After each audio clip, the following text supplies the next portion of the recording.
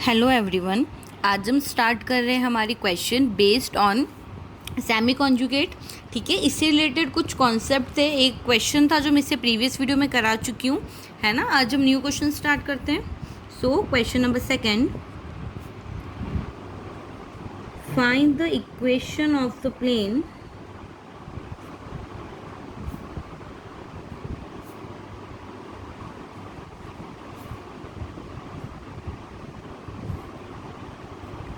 through the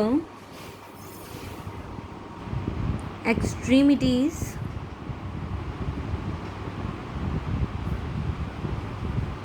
of the conjugate semi-diameter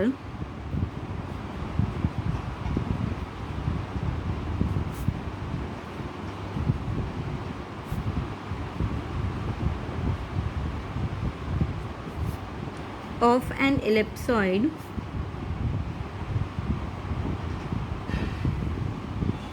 and show that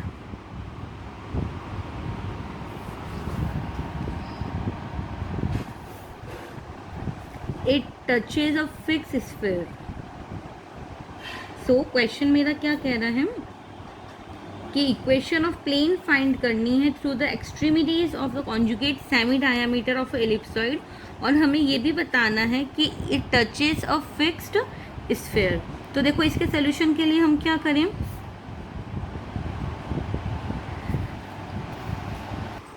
सबसे पहले हम कंसीडर कर ले equation of ellipsoid. So let us consider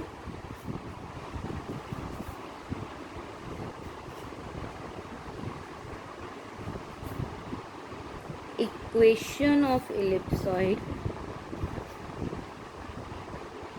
तो देखो, इक्वेशन ऑफ एलिप्सॉइड मेरी क्या हो जाएगी, X square upon Y square plus Y square upon B square, sorry X square upon A square, है ना। एलिप्सॉइड की इक्वेशन क्या होती है मेरी, X square upon A square plus Y square upon B square plus Z square upon C square equal to 1।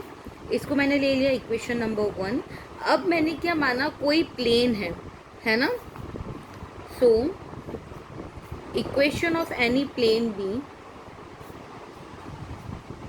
देखो plane का standard form हमारा क्या हो जाता है, L X plus M Y plus N Z equal to P. ये क्या किया, मैंने कोई प्लेन मान लिया।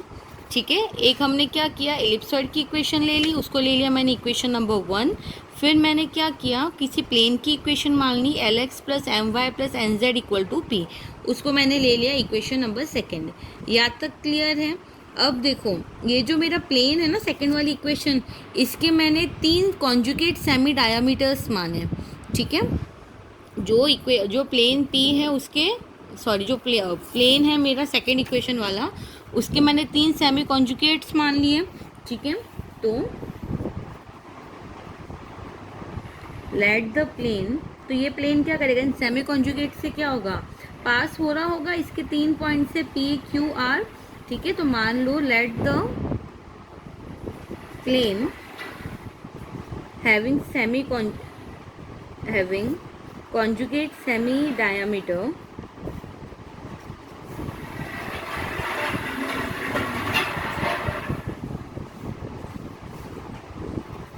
OP OQ and OR।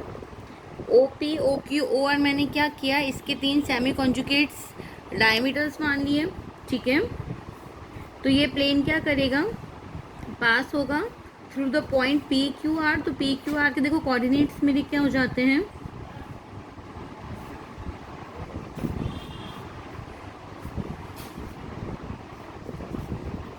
देखो P के कोऑर्डिनेट्स मेरे क्या हो जाएंगे, x1 y1 z1, है ना। Q के कोऑर्डिनेट्स क्या हो जाएंगे मेरे, x2 y2 z2, and R के कोऑर्डिनेट्स मेरे क्या हो जाएंगे, x3 y3 एंड z3। यहाँ तक क्लियर हो गया। तो देखो PQR पॉइंट से अगर प्लेन पास हो रहा है तो इसकी इक्वेशंस मेरी क्या हो जाएगी, तो देखो अगर P पॉइंट से पास होगा, है ना, यानी एट पॉइंट P, तो P पॉइंट पे मेरी इक्वेशन क्या बन जाएगी, LX1 plus My1 plus NZ1 equal to P बनेगी। इसको ले लो इक्वेशन नंबर 3। फिर एट पॉइंट Q तो क्यू पॉइंट पे मेरी इक्वेशन क्या बन जाएगी, LX2 plus My2 plus NZ2 equal to P। इसको ले लो इक्वेशन नंबर 4। और एट पॉइंट R मेरी क्या बन जाएगी, तो R पॉइंट पे हो जाएगा LX3 plus My3 plus NZ3 equal to P। Clear है यहाँ तक? तो ये मेरी 3 इक्वेशन हो गई, 3, 4 एंड 5। अब मैं क्या करूँ, इक्वेशन नंबर 3 में x1 का मल्टीप्लाई करा लूँ, इक्वेशन नंबर 4 में x2 का, और इक्वेशन नंबर 5 में x3 का। तो इनका मल्टीप्लाई करा के अगर इक्वेशंस में ऐड करती हूँ, यानी ऑन मल्टीप्लाइंग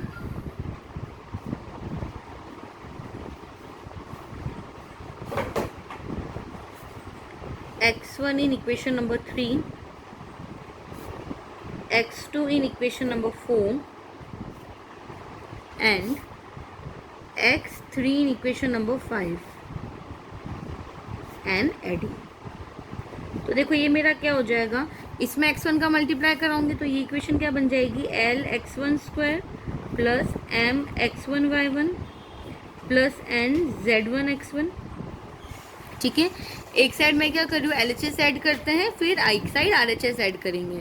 तो ये मेरा हो जाएगा plus LX2² plus MY2X2 plus NZ2X2 plus fifth वाली इक्वेशन में x3 का मल्टीप्लाई कराया था, तो ये हो गया था LX3² plus MX3Y3 plus NZ3X3 equal to क्या हो जाएगा मेरा, देखो RHS की अगर मैं बात करूँ तो ये हो जाएगा PX1 plus PX2 plus PX3। यहाँ तक बात क्लियर है? अब मैं क्या करूँगी, जो टर्म्स कॉमन आ रहे हैं उनको कॉमन निकालूंगी। तो इसमें से मैं क्या करूँ, L कॉमन निकाल लूँ।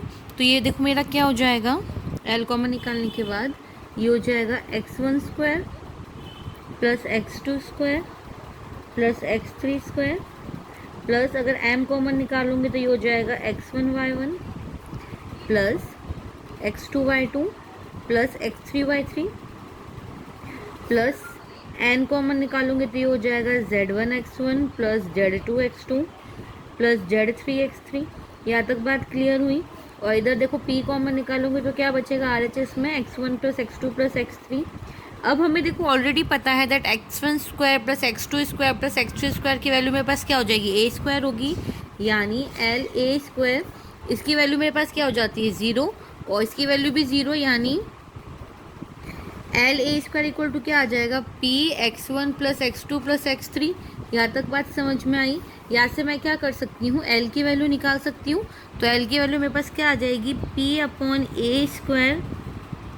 x1 plus x2 plus x3।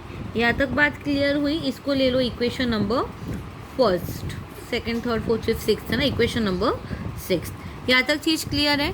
Similarly मैं क्या निकाल सकती हूँ, ऐसे ही अगर मैं क्या करूँगी, इक्वेशन नंबर 3, 4, 5 में अगर मैं y1, y2, y3 का मल्टीप्लाई कराऊंगी तो m की वैल्यू मिल जाएगी, एंड z1, z2, z3 का मल्टीप्लाई कराऊंगी तो n की वैल्यू मिल जाएगी। सो सिमिलरली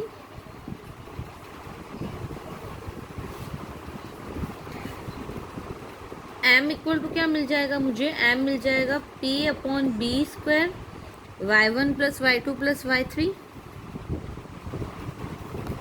और n मिल जाएगा हमें p/c² z1 plus z2 plus z3। यहाँ तक बात क्लियर हुई? इसको ले लो इक्वेशन नंबर 7 और इक्वेशन नंबर 8। अब मैं क्या करूँ, 6, 7, 8 वाली इक्वेशन नंबर 2, यानी जो मेरी प्लेन वाली इक्वेशन थी, इसमें पुट कर लूँ LMN की value. So put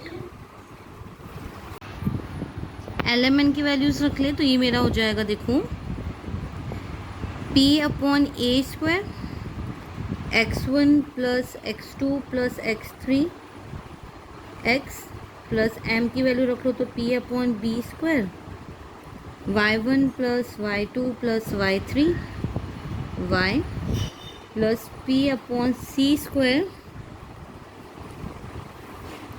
z1 plus z2 plus z3 z equal to p। अब दोनों ही साइड से देखो, अगर p कॉमन लोगे तो p तो कैंसिल आउट हो जाएगा, यानी मेरे पास क्या बचेगा, सिर्फ देखो कंटिन्यू करते हैं। P कॉमन निकाल लिया तो क्या बचेगा मेरे पास? सिर्फ 1/a², sorry x/a², x1 plus x2 plus x3 plus y/b², y1 plus y2 plus y3 plus z/c², z1 plus z2 plus z3 equal to 1। और यही हमारा रिक्वायर्ड सोल्यूशन है। क्लियर है यहाँ तक? नेक्स्ट क्वेश्चन करेंगे। Question number 3, prove that the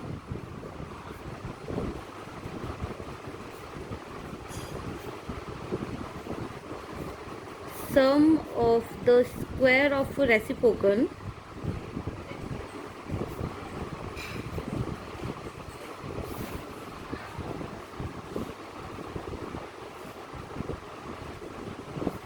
of three mutually perpendicular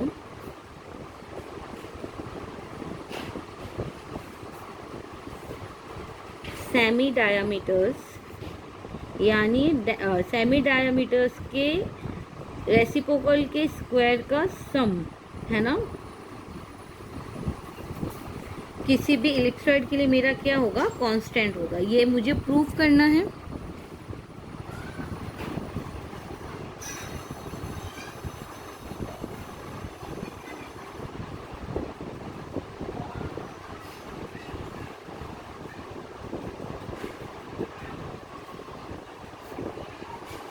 ये चीज क्लियर हुई। That the sum of the square of the reciprocal of three mutually perpendicular diameter of an ellipsoid is a constant. तो सबसे पहले मुझे देखो क्या प्रूफ करना है, वो लिख लेते हैं हम। That if OP, OQ and OR be three semi diameters of a ellipsoid। अगर क्या है मेरा OP, OQ, OR क्या है मेरे पास? अर्ध व्यास है किसी भी दीर्घवृत्त के, ठीक है। Then we need to prove, हमें क्या प्रूव करना है कि इनके रेसिप्रोकल का स्क्वायर यानी r1² plus 1/r2² plus 1/r3² equal to मेरा क्या आएगा? कांस्टेंट आएगा। यही मुझे प्रूव करना है। तो सबसे पहले क्या कर लूँ? अच्छा, जहाँ पे r1 मेरा क्या है? OP है, यानी सेमी डायमीटर है। r2 मेरा क्या हो जाएगा? OQ और r3 मेरा हो जाएगा OR। क्लियर है यहाँ तक? अब मैं क्या करूँ? इनके डायरेक्शन कोसाइंस कंसीडर कर लूँ। सो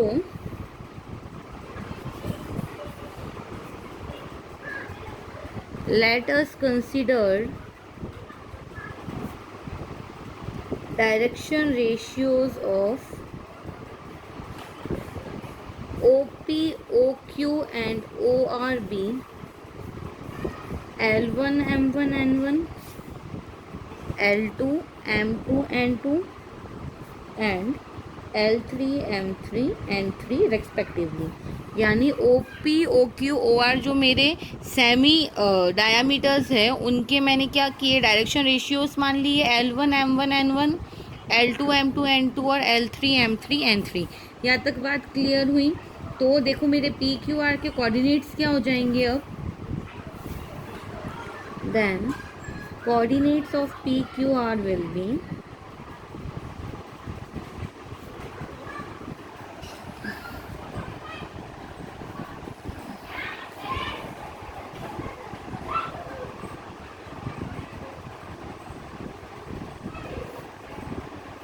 L1 R1, L2 R2, sorry N1 R1 और LM N1 R1। कोऑर्डिनेट्स देखो मेरे पास क्या हो जाएंगे? ये हो जाएंगे तुम्हारे पास L1 R1, M1 R1, N1 R1।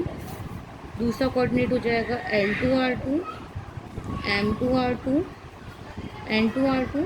ये मेरे P का कोऑर्डिनेट हो गया, ये मेरे Q का हो गया। R का कोऑर्डिनेट मेरा क्या हो जाएगा? L3 R3, M3 R3 और N3R3। यहाँ तक चीज़ क्लियर है। अब देखो ये जो मेरा PQR जो पॉइंट्स है ये क्या है, मेरा एलिप्सॉइड पे लाई कर रहा होगा, ठीक है। यानी सिंस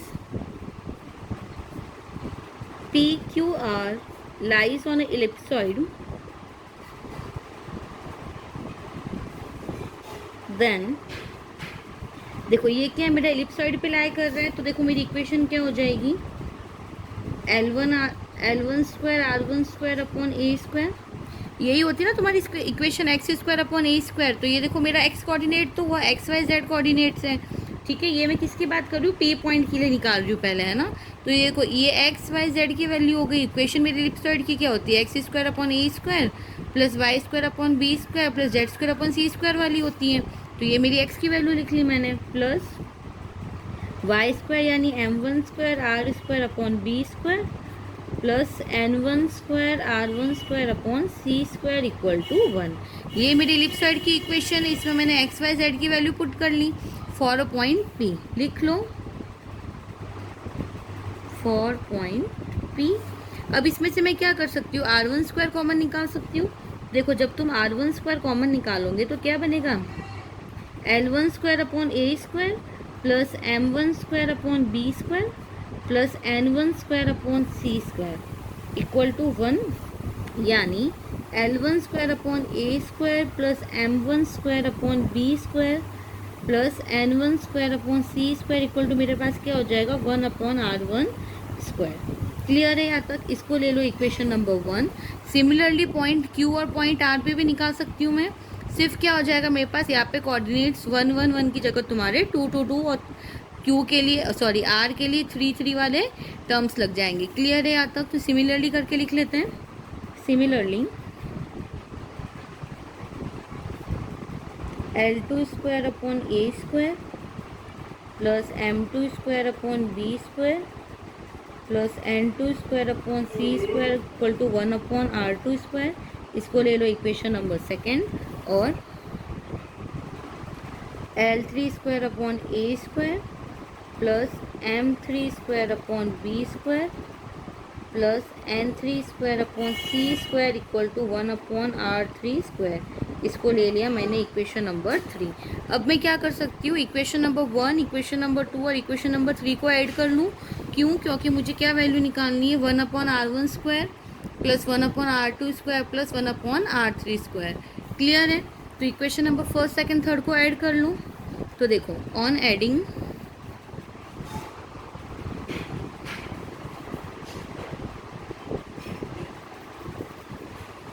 इक्वेशन नंबर 1, 2 एंड 3 इन तीनों को ऐड कर लूँ तो ये मेरा हो जाएगा, देखो L1 square upon A square plus L2 square upon A square plus L3 square upon A square plus M1 square upon B square plus M2 square upon B square plus M3 square upon B square N1 square upon C square. क्या कर रही हूँ, LHS वाले term को एक side add कर देते हैं और RHS को एक साइड ऐड करोगे तो मुझे क्या मिल जाएगा, R1 square plus 1 upon R2 square plus 1 upon R3 square. Clear है यहाँ तक। अब इसमें से क्या कर सकती हूँ, 1 अपॉन ए स्क्वायर कॉमन निकाल लूँ। तो अगर 1 अपॉन ए स्क्वायर कॉमन निकालूंगी तो क्या मिलेगा तुम्हें, L1 square plus L2 square plus L3 square plus 1 upon B square common निकाल लो तो क्या बनेगा, M1 square plus M2 square plus M3 square plus 1 upon C square common निकाल लो तो क्या बनेगा, N1 square plus N2 square plus N3 square equal to 1 upon R1 square plus 1 upon R2 square plus 1 upon R3 square. अब देखो जो तुम्हारा L1 square plus L2 square plus L3 square इसकी वैल्यू मेरे पास क्या हो जाएगी, 1 हो जाएगी। तो ये मेरा क्या हो जाएगा, 1 अपॉन ए स्क्वायर ऐसे ही 1 upon B square plus 1 upon C square equal to क्या आ जाएगा, 1 upon R1 square plus 1 upon R2 square plus 1 upon R3 square और यही मुझे क्वेश्चन के अकॉर्डिंग प्रूव करना था कि जो तुम्हारा sum of the square of the reciprocal of 3 mutually semi diameter है, उनका सम तुम्हारा क्या आ रहा है, कोई कांस्टेंट आएगा।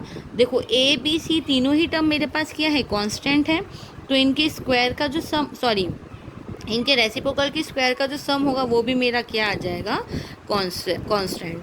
सो आई होप ये क्वेश्चन सभी को अच्छे से समझ में आ गए होंगे, है ना। एक बार वापस रिवाइज कर लेते हैं। क्या है मेरा, मैंने ले लिया if P Q, if O P O Q O R क्या है, 3 सेमी डायमीटर्स मान लिए मैंने, तो मुझे ये चीज़ प्रूव करनी थी। तो मैंने सबसे पहले क्या किया, जो मेरे पास तीनों जो मेरे पास सेमी डायमीटर्स थे उनके मैंने डायरेक्शन रेशियोज कंसीडर कर लिए, L1 L2 L3 sorry L1 M1 M1 L2 M2 N2 और L3 M3 N3, है ना। यहाँ से मेरे को पी क्यू आर के कोऑर्डिनेट्स मिल गए। तो पी क्यू आर देखो एलिप्सॉइड पे लाई कर रहा है ना, तो जैसे अगर पी पॉइंट एलिप्सॉइड पे लाई कर रहा है तो जो पी के कोऑर्डिनेट है यानी जो इसके एक्स वाई जेड है वो क्या करेंगे, जो मेरी एलिप्सॉइड वाली इक्वेशन है उसको सेटिस्फाई करेंगे। तो मैंने क्या किया, एक बार इसको एक्स वाई जेड इस इक्वेशन में रख दी एलिप्सॉइड के लिए। तो देखो पी के लिए मेरे पास इक्वेशन बन गई ये इक्वेशन नंबर 1। ऐसे ही अगर क्यू पॉइंट के लिए निकालूंगी तो अब एक्स वाई जेड की जगह पे ये कोऑर्डिनेट्स रखोगे एलिप्सॉइड की इक्वेशन में, तो तुम्हें क्या मिल जाएगा, इक्वेशन 2। और जब मैं आर वाले कोऑर्डिनेट्स रखूंगी तो मुझे मिल जाएगा इक्वेशन नंबर 3। फिर मैंने सिंपली तीनों को ऐड किया है, एलएचएस में सारे टर्म्स एलएचएस के ऐड कर दिए, आरएचएस में आरएचएस के टर्म ऐड कर दिए, कॉन्स्ट जो तुम्हारा कॉमन आ रहा था कॉमन निकाल दिया, और जो तुम्हें फाइनल आंसर चाहिए वो तुम्हें मिल गया। तो आई होप ये क्वेश्चन सभी को अच्छे से समझ में आ गए होंगे। इसके कुछ क्वेश्चंस रह गए वो मैं इसके नेक्स्ट पार्ट में कराऊंगी। Thank you so much.